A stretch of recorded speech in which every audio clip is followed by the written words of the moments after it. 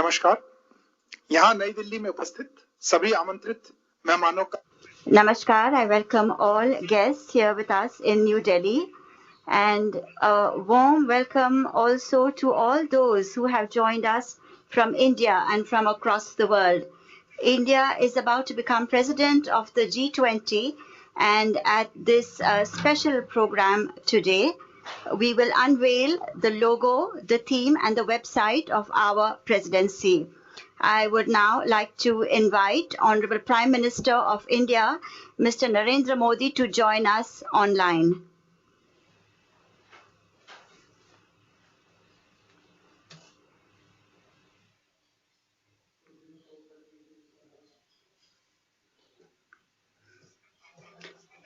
Thank you, sir. I welcome you. I would now like to request the Honorable Prime Minister to unveil the logo and theme of India's presidency by pressing a button. India, home to 1.3 billion people, is a confluence of religions, traditions, and customs. A thriving global center of technology and the world's largest democracy. As one of the oldest civilizations in the world with a rich cultural heritage and diversity, and as the fifth largest economy in the world, India is proud to assume the presidency of G20. As the country blooms into a new era, we look to another poignant symbol for humanity to emerge victorious from challenges. The lotus, the national flower of India, represents our history and culture and symbolizes spirituality, fruitfulness, wealth, and knowledge. And that's the inspiration for India's G20 logo design.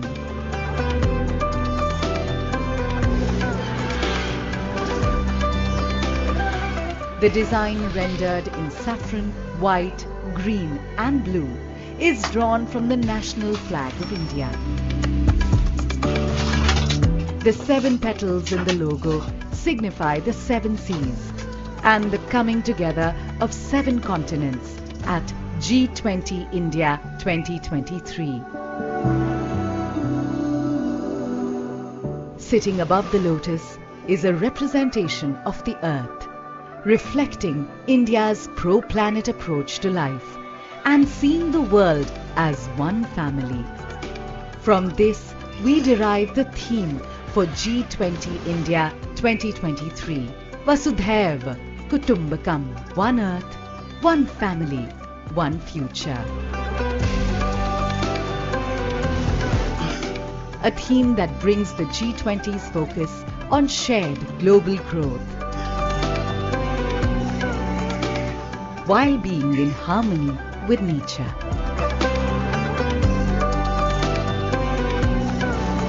G20 India 2023. One earth, one family, one future. Vasudhaiva Kutumbakam.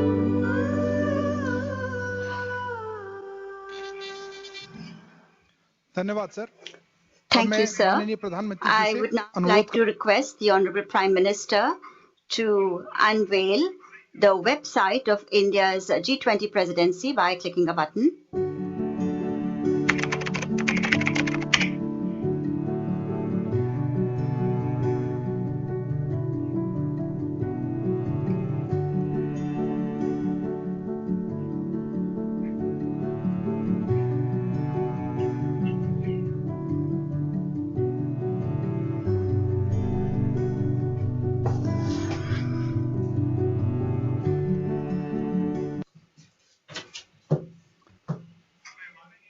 I now invite the Honorable Prime Minister to address us.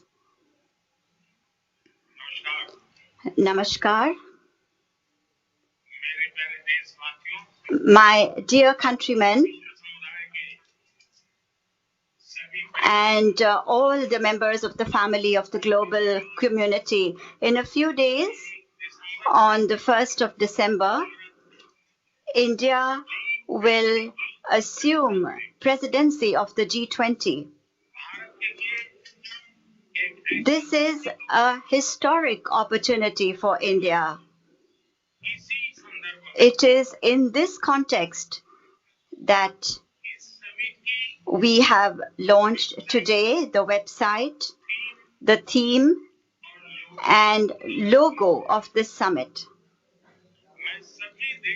My heartiest congratulations to all my countrymen on this occasion. Friends, G20 is a grouping of countries whose economic capabilities represent 85% of global GDP. G20 is a grouping of 20 countries that represents 75% of the world's trade. G20 is a grouping of countries, of 20 countries, in which 2/3 of the global population resides.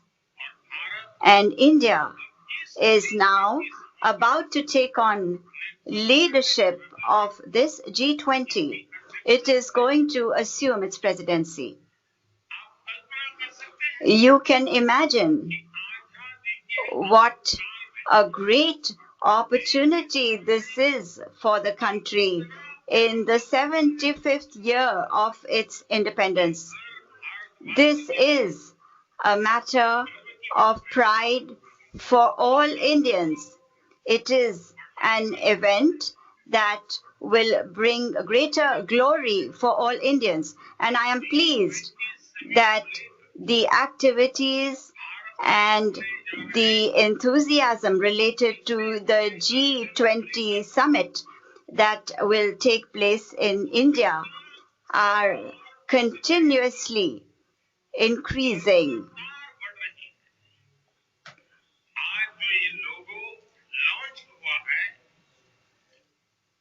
Our countrymen have also played a very big role in creating the logo that has been launched today. We had asked our countrymen for their valuable suggestions for creating this logo, and I was very pleased to learn that thousands of our countrymen sent their creative ideas to the government. Today, it is those ideas, those suggestions that are becoming the face of such a big global event. My heartfelt gratitude to all of you for your efforts. Friends, today the G20 logo is not just a symbol. It is a message. It is a strong feeling that runs through our veins. It is a resolve that reflects what we have believed in and practiced. The mantra Vasudhaiva Kutumbakam says that the world is one family. It is this sense of fraternity towards all fellow human beings that we have always believed in, that this logo and this theme reflects. The lotus flower in the logo depicts India's legendary heritage, our faith, our intellect. It is reflecting all of these in its image. In our country, reflections about oneness have been the philosophy of unity of all living beings.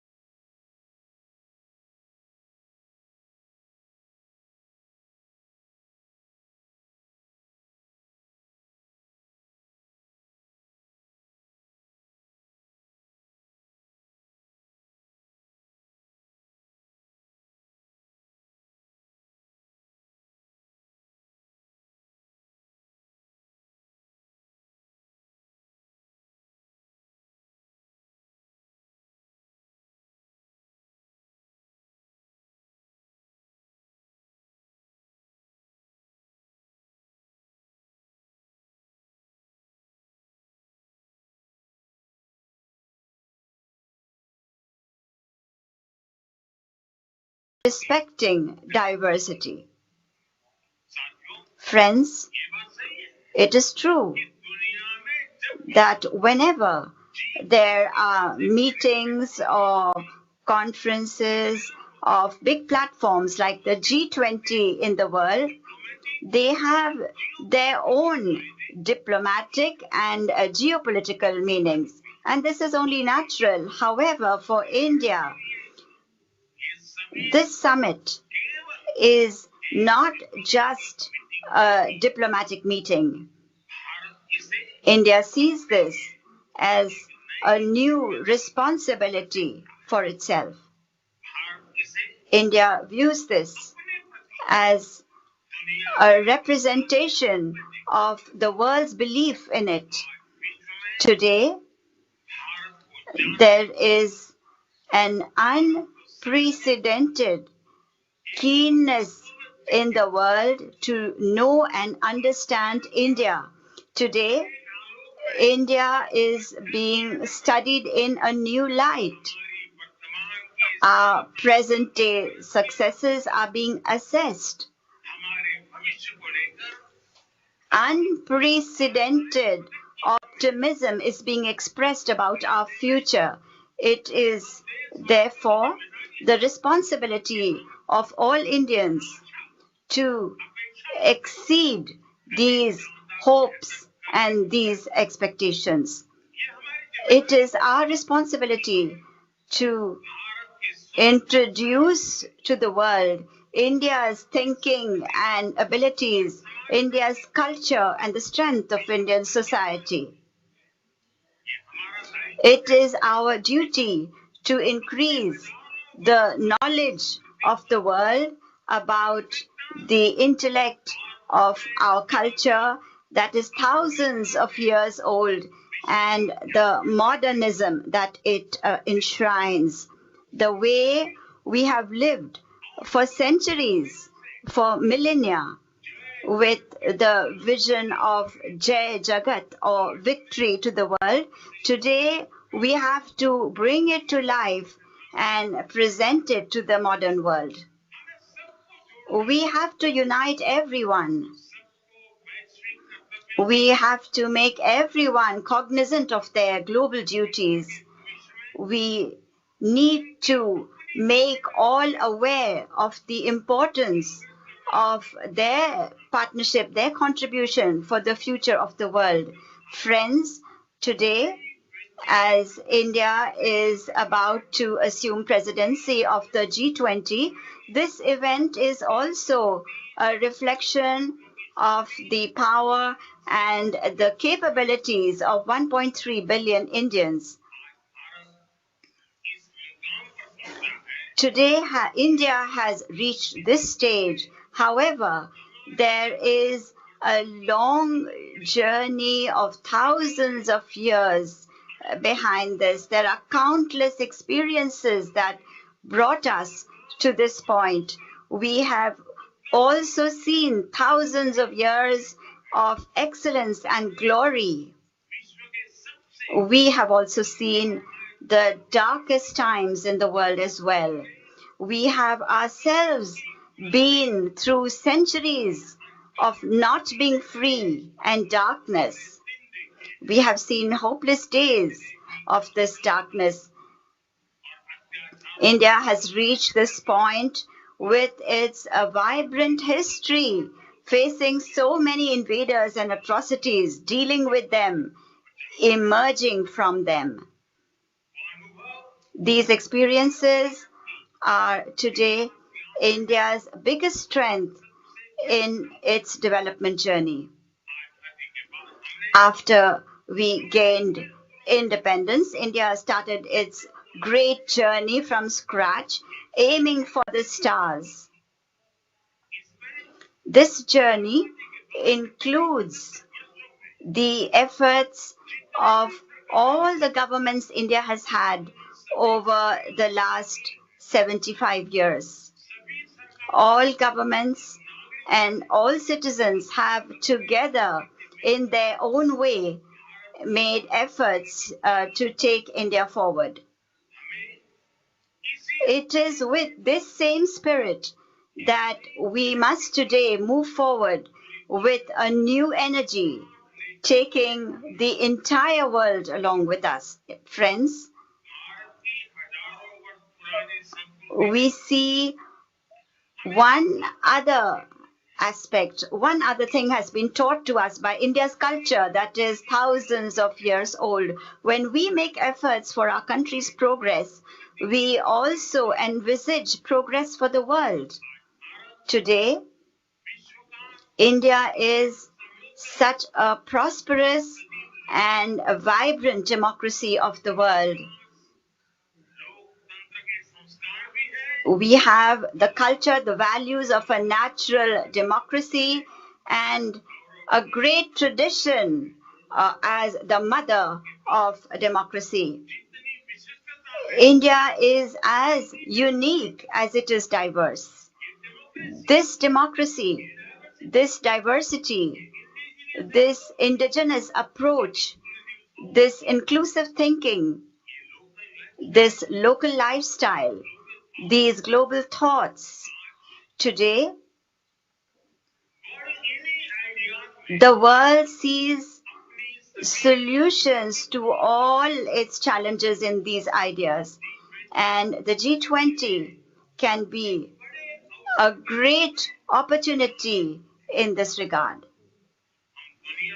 We can show the world that when democracy becomes a set of values, a culture, as well as being a system, then there is no scope for conflict anymore. We can assure every human being in the world that both progress and nature can go hand in hand together. We have to make sustainable development an integral part of human lives and not limited to just government systems. Environment is for us a global cause, but it needs to become a personal responsibility as well. Friends, today the world seeks not just treatment but good health. We must create a global system for promoting our Ayurveda, our yoga, that have infused the world with a new enthusiasm and a new confidence. Next year, the world is celebrating the International Year of Millets. However, in India, we have had for centuries a place for various kinds of coarse grains in our kitchens.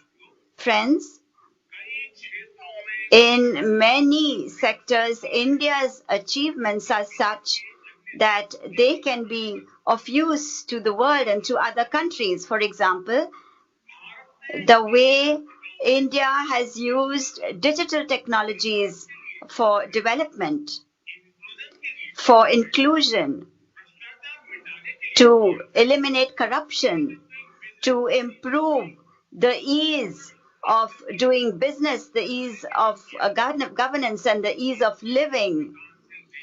These are models, they are templates for all developing countries. Similarly, India is progressing today from women empowerment to women-led development. The accounts that have been set up under our Jan Dhan scheme for universal access to banking facilities and schemes such as the Mudra loan scheme for all have enabled financial inclusion of women. Similarly, our experience in other sectors as well can be of great help to the world. And India's presidency of the G20 can be a great means of taking all these successful campaigns to the world. Friends, today's world is looking with a lot of hope towards collective responsibility, whether it is the G7 or the G77 or the UNGA. In this environment, India's role as president of the G20 is very important. On the one hand, India has close relations with developed countries, and on the other, it understands the views, the approach of developing countries very well, and it gives voice to them.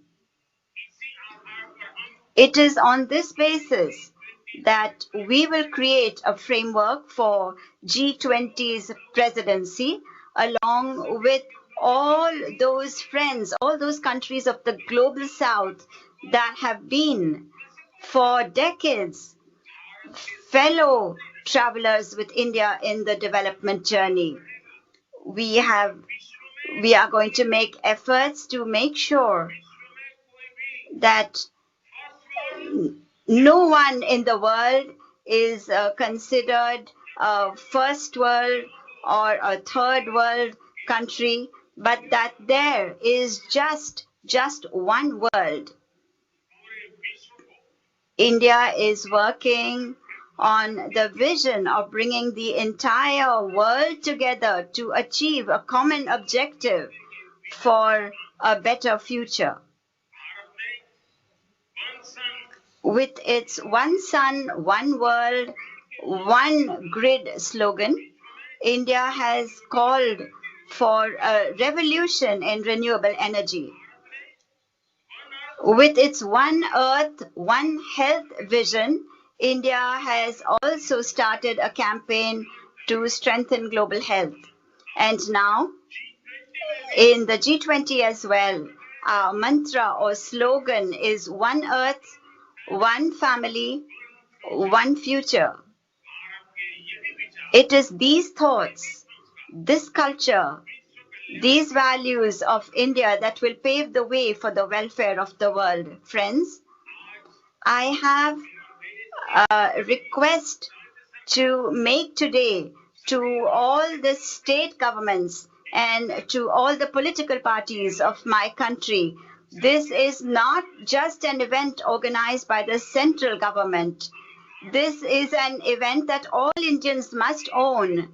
The organization of the G20 summit is a great opportunity for us to demonstrate our tradition of Atithi Devo Bhava. A guest is equivalent to God. This event will not just take place in Delhi or be limited to a few places. G20 programs will be organized in every corner of the country. Every state of India has its own special characteristics, its own heritage. Every state has its own culture, its own beauty, its own radiance, its own hospitality. The hospitality of Rajasthan is reflected in its invitation, Padharo Hamare Desh, welcome to my land. Gujarat's greeting, full of love, Tamaru Swagat Che, you are welcome. The same love is reflected in Malayalam, in Kerala. Ella Verkum Swagatam, all are welcome. The heart of incredible India, Madhya Pradesh says, Aapka swagat hai, you are welcome. You are welcomed in West Bengal in melodious Bengali with the words Apna ke swagat janai, you are welcome. Tamil Nadu, where stories never end, says Thangal Varayu Nalvarva hue, your presence is auspicious. UP urges you to visit, saying if you haven't seen UP, you haven't seen India. Himachal Pradesh is a destination for all seasons and all reasons. that it is a place you can visit at any time of the year and for any purpose. Uttarakhand is simply heaven. This hospitality, this diversity amazes the world. It is through the G20 that we need to convey this love to the world. Friends, I will be traveling to Indonesia next week. There, the presidency of the G20 will be formally handed over to India. I also request all states, all state governments, that their states play as big a role as possible in this.